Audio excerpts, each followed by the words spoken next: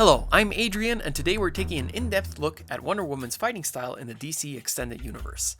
Wonder Woman captured the hearts of millions worldwide in her brief appearance in Batman vs Superman, and has since gone on to set box office records with her solo film directed by Patty Jenkins. She most recently starred in Zack Snyder's Justice League, and now seems to be an excellent time to determine just how many fighting styles Wonder Woman is familiar with.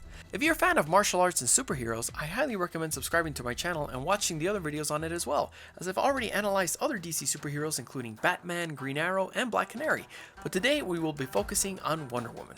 The goal of these videos is to figure out just how many fighting styles our combatants are familiar with by analyzing the specific moves featured in their fight scenes and pairing them with the martial art or fighting style which most aptly represents those moves.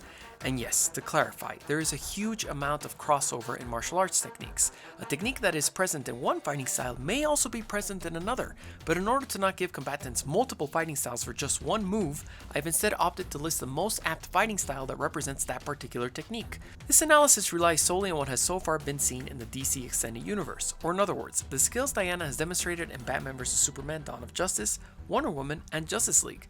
Skills that Wonder Woman knows in the comics do not count. For example, even though Batman knows over 100 martial arts in the comics, that fact did not count for his fighting styles video. Without further ado, let's take a look at how many fighting styles Wonder Woman knows in the DC Extended Universe. Before we get into Wonder Woman's weapons, let's deal with her unarmed combat skills. Without a doubt, Wonder Woman is most fond of executing kicks above anything when she is not using her sword and shield. And the martial art which has the greatest focus on kicking is Taekwondo. There's a huge plethora of different kicking techniques in this martial art, and Wonder Woman demonstrates a great selection of its most well-known and effective kicks. When you begin to train in Taekwondo, one of your first lessons will undoubtedly be the front kick. It's a simple and effective technique where you simply snap your leg forward and you can either strike with your instep or the bottom of your foot. It's relatively fast, and in Wonder Woman's case, she uses it to quickly fling a table across a room. But rest assured, it's the best way to kick a table, granted that you have super strength, as I don't recommend you go around kicking tables. Another kick she uses is the side kick. The side kick is an extraordinarily powerful kick where you pull in your leg and extend with as much force as possible, striking with the heel of your foot.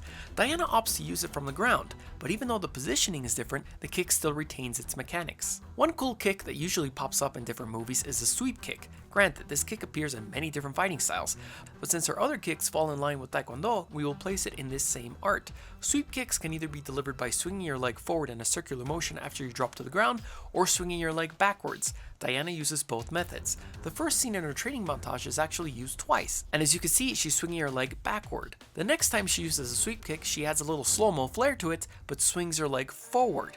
Her next Taekwondo technique is one of the flashiest moves available in Taekwondo, the jump spin side kick. As its name implies, to execute it, you jump in the air, twist your body, and then extend your leg out just like you would in a side kick. And note how, although it is extremely similar to the jump spin back kick, notice her hip positioning. In the spinning back kick, the leg flies straight out, whereas in the side kick, you twist your body over more, effectively delivering your kick from the side. And to round out her kicking prowess in Taekwondo, we have the most popular kick by a very wide margin in action movies. If you've seen my other videos, you're already probably saying the name to yourself already, but just in case you haven't, allow me to introduce you to the push kick!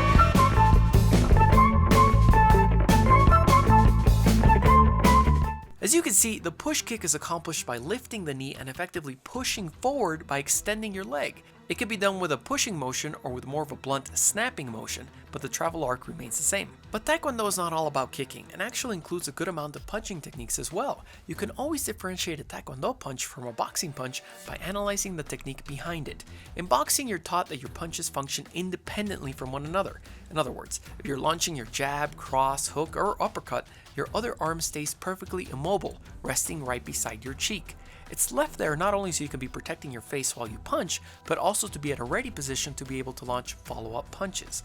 Typically, boxers lead with quick jabs to measure their opponent and then deliver their devastating uppercuts or crosses. Punching in Taekwondo, and in karate as well, is quite different. Sure, you're taught to extend your arm with as much force as possible, just like in boxing, but the huge difference is that instead of leaving your other hand by your face, you flip your wrist and chamber it and get ready to deliver the next punch. Think of it as a push-pull mechanism, where both of your arms are constantly working in tandem, where if one is pushing forward, the other's pulling back. Taking all of this into consideration, look at how Diana punches. Note how although she's punching with her left hand, she has her right hand chambered, ready for the next punch. She does not have it beside her cheek, and is therefore not demonstrating boxing technique. In Justice League, she uses a back fist, another hand technique in Taekwondo. Returning to her kick combo from earlier, she follows up her side kick with a spinning hook kick. This is one of the most powerful moves in Taekwondo, as if delivered effectively, it is more than capable of knocking someone out in one hit. However, if you notice, she actually places her hand on the floor when executing the move. Her hand placement thus makes this technique part of another martial art entirely, Capoeira. Capoeira is a Brazilian martial art that actually has a background in dance, but it's deadly because it uses one's whole body as a pendulum. For example, where in Taekwondo for the roundhouse you lift your leg and snap it, and Capoeira you actually swing your entire body to deliver the kick and help yourself out by using a hand to stabilize yourself in the floor, and it's called a martelo de negativa. Now, taking that concept of using your whole body as a pendulum, we see this with Wonder Woman's spin hook kick. In Taekwondo, you're taught to keep your hands off the floor. In Capoeira, you're taught to use your hands on the completed technique. It's called a meia luz com passo, and as you can see, the kick does swing over in a hook-like motion, but both your hands are on the floor. In Wonder Woman's case, she only places one hand on the floor, but considering the mechanics of the kick more closely resemble Capoeira's spinning hook than Taekwondo's spinning hook, and also taking into account how she does have a touch of Capoeira's innate rhythm and grace when she moves during combat, I will go ahead and add Capoeira to her repertoire. And we will now be exploring the awesome martial art of Muay Thai. Muay Thai is a martial art which favors brutal close quarters techniques.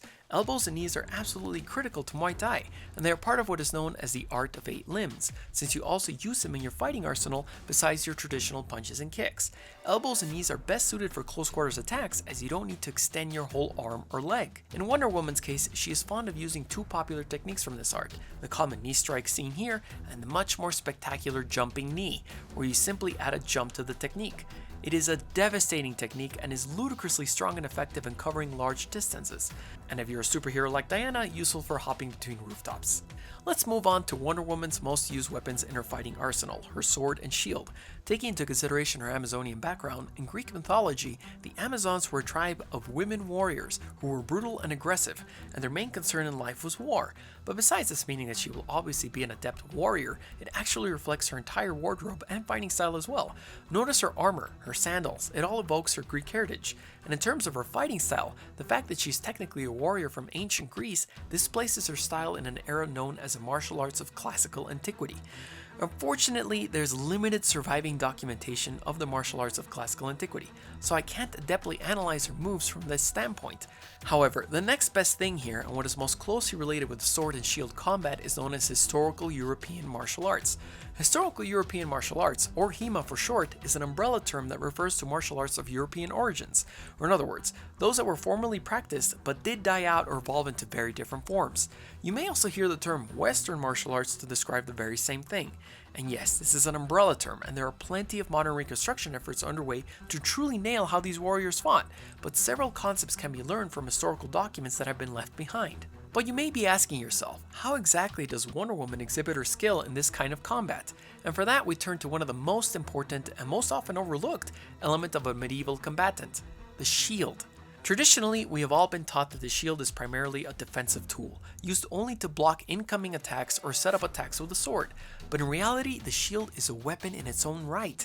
They aren't used to catch blows passively, but they are moved to parry and deflect. It's much better to push a blow aside than catch it full force.